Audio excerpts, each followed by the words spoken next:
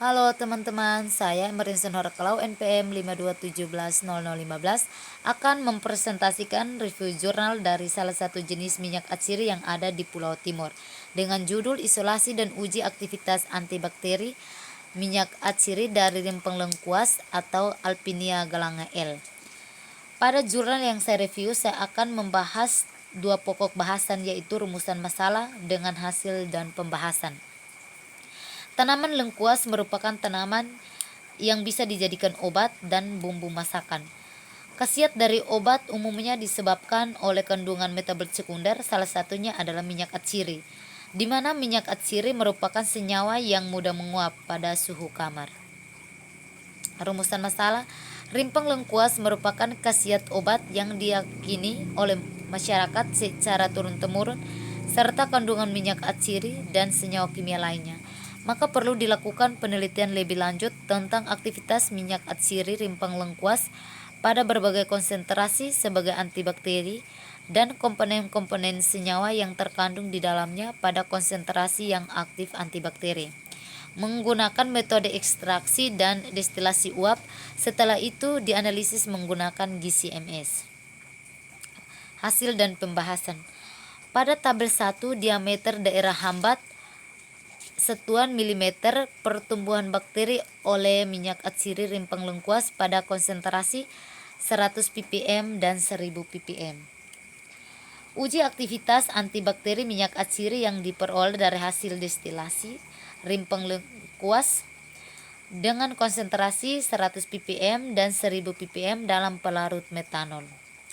Pada tabel 1 ini menunjukkan bahwa minyak atsiri pada konsentrasi 100 ppm belum dapat menghambat pertumbuhan bakteri Staphylococcus aureus, tetapi mampu menghambat pertumbuhan bakteri E. coli dengan diameter daerah hambat 7 mm.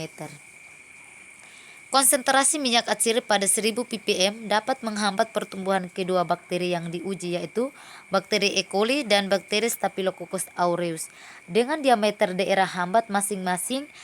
Pada bakteri E. coli 9 mm dan pada bakteri Staphylococcus aureus 7 mm.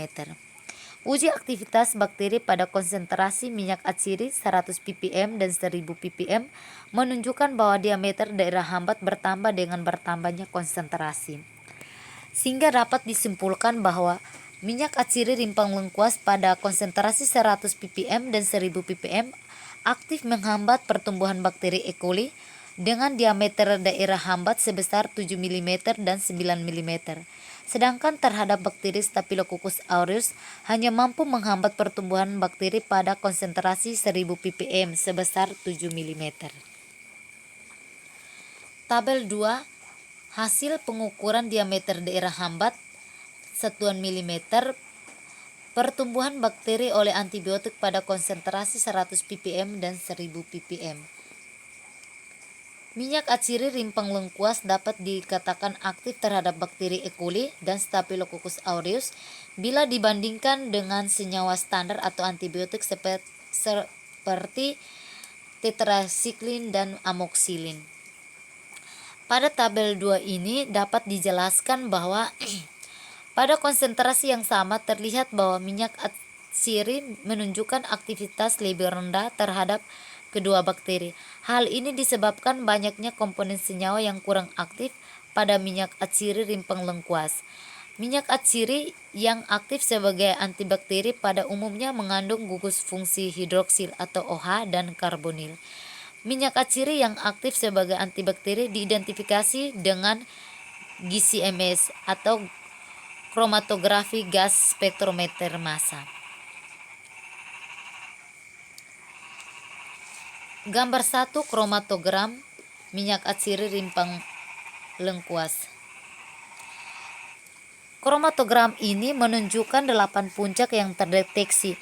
Masing-masing puncak kemudian dianalisis dalam spektrometer massa. Hasil analisis minyak atsiri rimpang lengkuas dengan GC-MS sesuai dengan literatur bahwa kandungan minyak atsiri rimpang lengkuas adalah beberapa turunan fenol dan terpen. Pada tabel 3, spektrum massa masing-masing puncak setelah dicocokkan dengan database. Pada tabel ini ada 8 puncak dengan senyawa yang berbeda. Dapat dijelaskan bahwa pada kromatogram ini senyawa yang lebih dominan yaitu eukaliptol dengan waktu retensi 4/39 menit.